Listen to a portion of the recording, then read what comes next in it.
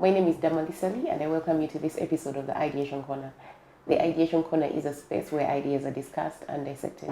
And today I host Muhammad Kikomeko, who is the founder of Rizyk, and he's going to tell us all about it. You're very welcome. Oh, thank you very much. Good. My name is Muhammad Kikomeko. I'm a lawyer.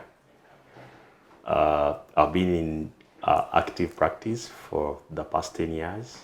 I also teach law at the university, but most importantly, I've been so much into international development. I work with Mercy Corp. It's an international organization.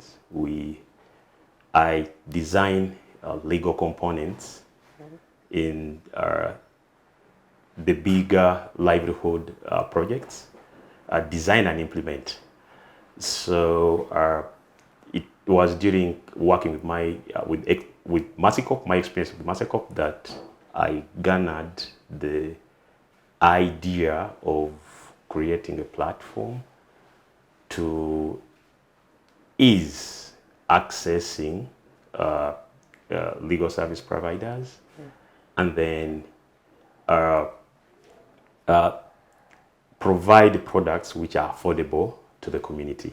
Okay, Yes. so this is what Rizyk is doing. Rizyk is providing a platform Yes, where people can access these services. correct, yeah. Okay, so what kind of services are these? Now, it provides the business support services which are critical to running any business profitably and sustainably, but notably legal services and tax services. Okay. Yes. So what if I'm a business person with my business in Arua, Okay. it's informal, Okay. what kind of services would I get from you? Okay. Yeah. Now, actually, we are more. The platform is more focused on the informal people and people in the rural setting. Okay. Micro and small scale business owners. I think you know it very well that the biggest percentage of people in Uganda earn their livelihood from running a small business. Yes. You know. So, but however, there is a big challenge. These people do not have capacity to access some of the services critical to making their businesses run profitably, notably legal services. Okay. Yeah. So a person who is far from Kampala, like any virtual platform, will just reach out to the platform for a service he or she needs, and then we shall process the service. Now, the question would be, is most of these people in the countryside or the rural setting or the informal are illiterate? How do you How do they get go into about the virtual platform? Exactly, yeah. Now, Yes. we have various channels through which various users would go through to access a service, but one of the channel is through just making a phone call. You see? I can just call you. Exactly. Okay. Yes. Make a phone call, and I need to form a circle, or I need to make a company, or I need this kind of resolution, and then the person at the back end will receive all the information he needs or she needs in order to work out the product requested for. Okay. Yes. So what if I know that I'm informal, I'm in my rural setting, but I need something related to formalization? Okay. Could I just call and ask and tell you, I'm here with my little retail shop and I'm not formalized or I'm not registered anywhere. What do I need? Okay. First of all, our platform is we made it very user friendly. A user can reach out through making a call either in English, Luganda, or Swahili, the most widely spoken languages, and will be attended to in whatever language you use. Now, this is what happens for the informal. You make a call. Definitely, a person from the village would know nothing, in many cases, on what he or she wants, and then someone at the back end will ask more questions to solicit for responses he or she needs in order to design a product. I'll give you an example for a company. They will, you will be asked, do you already have the name for the company? If you don't have a name, can you suggest like 3 different types of names? Are you the only shareholder? Are there more other people who want to be You actually part of it? You asked the question, are you the only shareholder? Actually, it's a very user-friendly Yes. Islander. So they are. Who are the business partners? Who Okay. do you want to own the business? Okay. You know, just to make it very easily understandable. Yeah. Yeah. What is the share capital? Share capital. You know, like. How's the value How much of money your did you put in? business or something like Okay. that, yeah, to make it easily understandable. Yeah. And then you have an address where you run your business. What is that address? Yeah. You know, stuff like that. So these are all So they're very simple questions. simple questions and asking it very easy and Understandable way. Yeah. Exactly. So all these questions would be soliciting for the required information in order to register the company. So when they make this first phone call, they don't need, do they have to pay? No, that's a very good question. The costs associated, this is first of all a social impact business. So pricing is way very affordable. You know, most of the people in the rural settings who are running businesses do not have budgets for service providers. So we made the cost extremely very affordable. So to answer your question is in many cases, what will happen for the informal sector will be soliciting information we want from them, Yeah. and then requesting for what they don't have by then, you know. So now when they come back, then they can pay, and then the company gets registered or any other product gets secured for them. Okay. Yes. So let's walk through this. I'm an informal person calling you from wherever it is I'm calling you from. I make the phone call and you ask me these questions in a very simple manner. Yes. And then we establish that what I need is actually to register my company. Exactly. So after now that phone call, I've just called you. Maybe I've just paid for airtime to call you. Okay. Yes. After that discussion, and I agree, yes, I want to register my business. You've asked me the question, and what do you need from me? How much do I pay to register it, for example? Now, I can't say certain amount of money because some of the products we offer attract stamp duty, and stamp duty is relative, is a percentage, you know. But our user fees are extremely low. I think they go around like 50,000 shillings. You know. Yes, so that's how it is because it's a social impact business. So the service you provide is around 50K. Now, I would say the average cost of the products we offer is $40 in shillings. Or in shillings. My informal self, like how will I know what $40? That's 150,000. Okay. Now that's the average price for most of these products. Okay. You see, yeah, including service fees and. Service fee, that's the money for the company for helping out process something. Service, exactly. And then there are stamp duty government fees. Okay. Yes. And actually, for those who are affluent enough, who can computer savvy, who can access the platform through a website or a mobile app, you would clearly see that we categorize clearly the pricing. Okay. So for this informal person, what they would get from the platform of via the main services that they would get would be they can register, you offer them a service to register their company, right? What other service do you provide? Now, they have we offer, I think, around 30 legal products. What are the top 5? Now, the top 5 would be business registration, not a company only. There is business registration, business name registration, and then there is a business contract. Okay. Now that one, it is just a contract because you don't need to register it from anywhere. Between who and who? Now, while implementing a US State Department program with Mastercorp,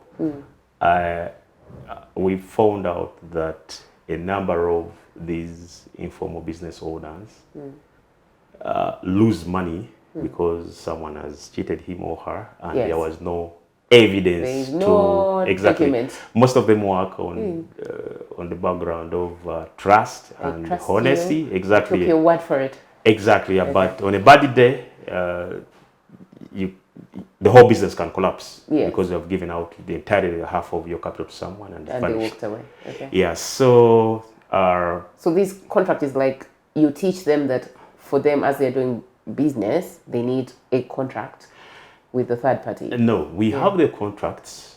Yes. Already drafted, smart contracts. Okay. Now the only difference is these are not heavy contracts, 20 pages. Yeah, they are 1 or 2. Yes. Very simple, basic. Okay. What kind of is contract? understandable. It's just they capture the important tenets, which are like in the contract. For example, what is the subject matter? The amount of money involved between who and who, you know, repayment time, some stuff like that. Okay. You know, yes, and then who's witnessing, stuff like that. Yes. Okay, so you also offer them these simple documents that they need in the day-to-day business. Exactly. But can be legally binding. Exactly. Okay. When you're running a business, you will from time to time, you know, see that you need document X from a lawyer, document Y from a lawyer. We all have those documents which a small business runner would need in to run a business effectively. Okay. Yes. So now we've moved from this very, very informal person who couldn't even use your app Correct. or platform, Yes. but they can call you. Correct. They can get these services. Exactly. Who are the other types who can use an app? Now the app, you see, like any other, like any virtual platform, Yes. You can't discriminate. Anyone can use it. Yeah. You understand? Though one of the other target audience is the diaspora. Yes. Oh, interesting. No. I didn't thought about them. So they don't need to wait for Until December to come back to Uganda. In December, they come in December, and then they actually just run around. Exactly. They don't even see the I need to see the lawyer. So you can, while say in the UK, US, say you're purchasing land, say you're doing this, or say you want this registered, just reach out. And the good thing is for them, adoption is quick because these are the things they're used to in the countries where they are. Then another market audience is foreigners staying in Uganda. Wait, let's talk through the diaspora, for example. Okay. Yes. So I'm in the UK. I want to buy this piece of land that my cousin has seen. Right? Yes. Because it's always like that. Yes, like, yes. I want to Exactly. buy land. Exactly. Tell one of your cousins or whoever, your brothers, to look for the land. My friend, yes. So they identify the land, and then they tell you, so there's land in Kamwocha. It's on this value. Okay. And however, I want to go through proper processes. Correct. So how do I use the platform? Now we shall handle the processes from A to Z. Number one, you pay a small fee for working out your due diligence.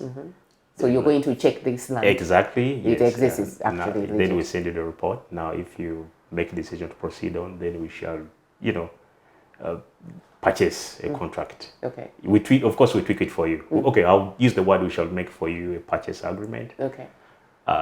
Then number two is this due diligence that you do, you're checking that indeed this land is available for sale and the person selling it is the owner of the land. Yeah, it doesn't have any encumbrances, doesn't have any issues. I think we do that through making a search with the land registry where the respective land is located. Okay. Yes. So upon, you know, getting a report from the land registry showing that the land doesn't have any issues, then we send the user that this is the report.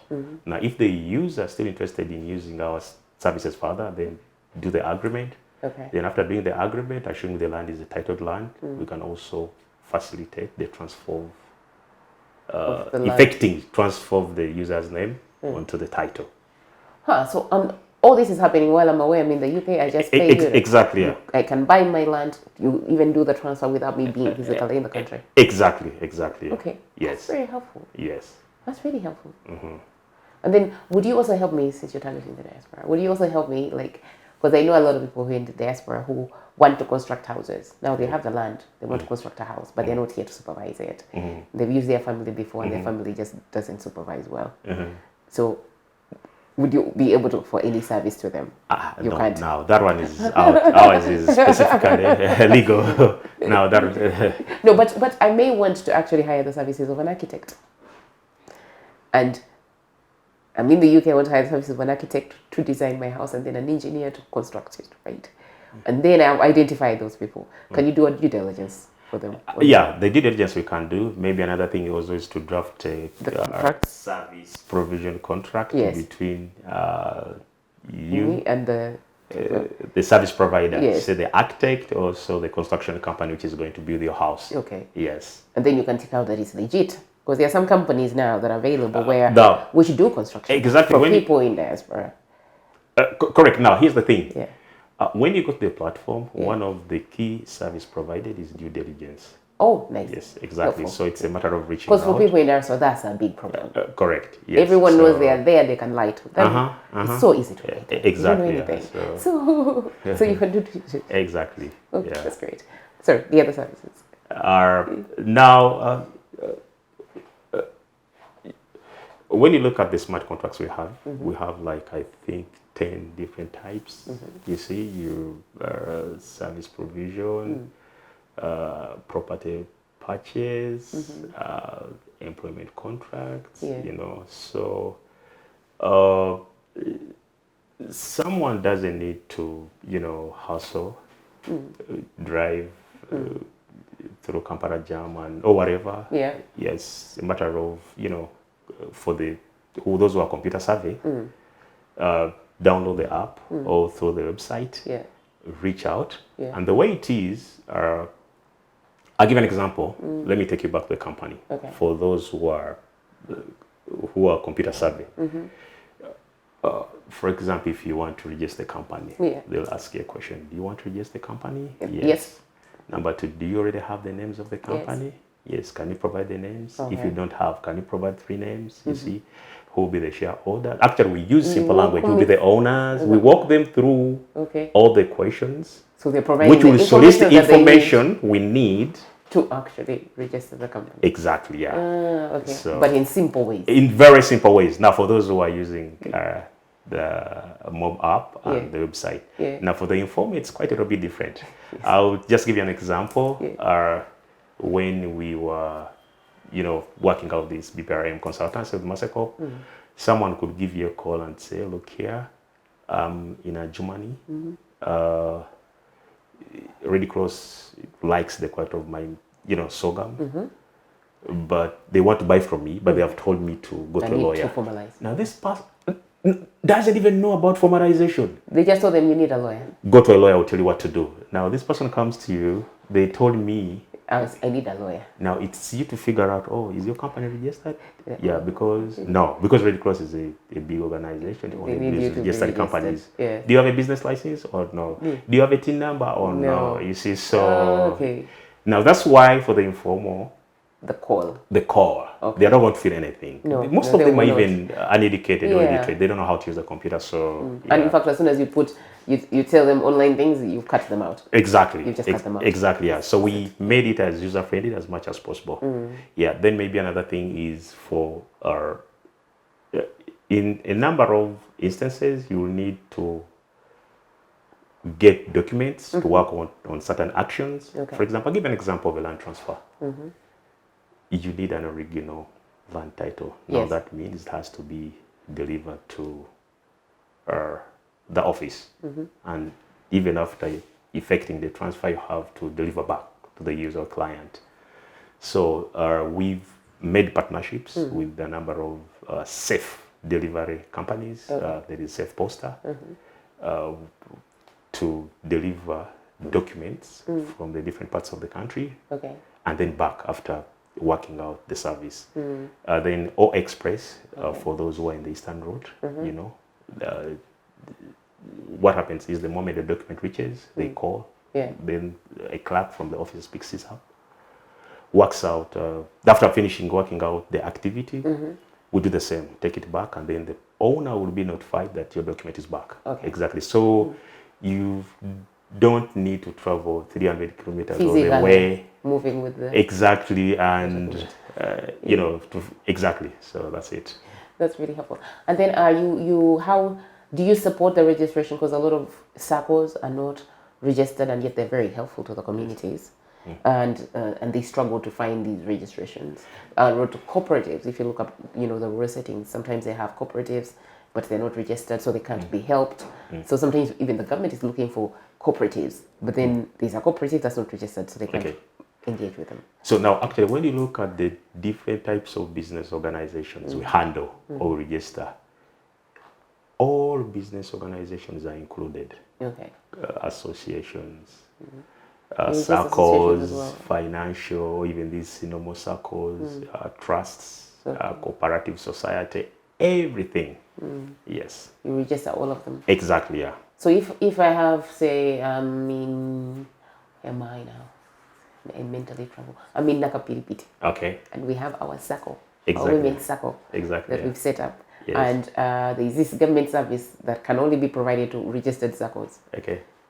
We can call you. So the person from Lakapilipiti Yeah. can call, Yes. and we let her or him know the information we need to register their circle. Okay. Now, upon gathering all the requirements for registering a circle, they can put it on a safe poster bus to Kampala. Then we shall pick it up, register their circle.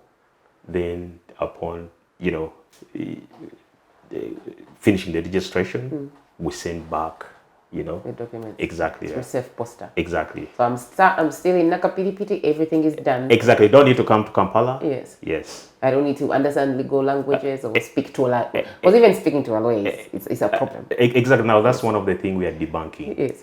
Now, Because every time they say speak to a lawyer, those people. that's one of the things we are debunking. We've seen scenarios Yes. while working on this American program whereby there are even those people in the countryside or the informal sector who have the resources, who can afford a lawyer, but they'll Lawyers. exactly, yeah. Yeah. So that's what we are trying to debunking. We are making it as simple. Because it sounds like a as problem. easy. Every time someone says you speak to a lawyer, there's a problem. So now we're making these people feel comfortable. That's why we say it's a user-friendly platform. You can use either English or Luganda or Swahili, the most widely spoken languages. Okay. Because one of our biggest focus is the informal. Yes. And most of them are not educated. So make them feel free. Yes. And and also when you want to ensure that you want to receive the quality of information you want from someone, you have to be sure that you're communicating right. So that's why we put those options. Yes. Yes. To be able to. So, but what if I call and I'm not one of those three languages?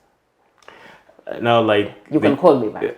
Like the Chinese saying, it takes one step to start 1,000 journey mile. Yes. We have started with 3, Yes. which are most widely spoken. Yes. Probably, if you don't understand English, if you don't understand Luganda or Swahili, you can have maybe some get your Luganda, area chairman, your son, or what, to your communicate on your behalf. S4 Exactly. UPE To communicate on your your behalf. Yes. Okay. Because we can't have languages all at just the starting point. Yes. And probably most of them will. And like you said, if I can't speak any of the 3, maybe my daughter can actually speak some. Yes. Because Maybe neighbor, maybe exactly. Yeah.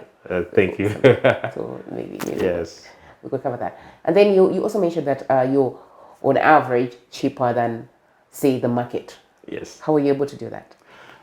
Now we are in Uganda. The population is 46 million, but it's around only 8.2 who can afford legal services. Yes. Then what about the 37? So we are focused on these ones who need the service but cannot access because they cannot afford.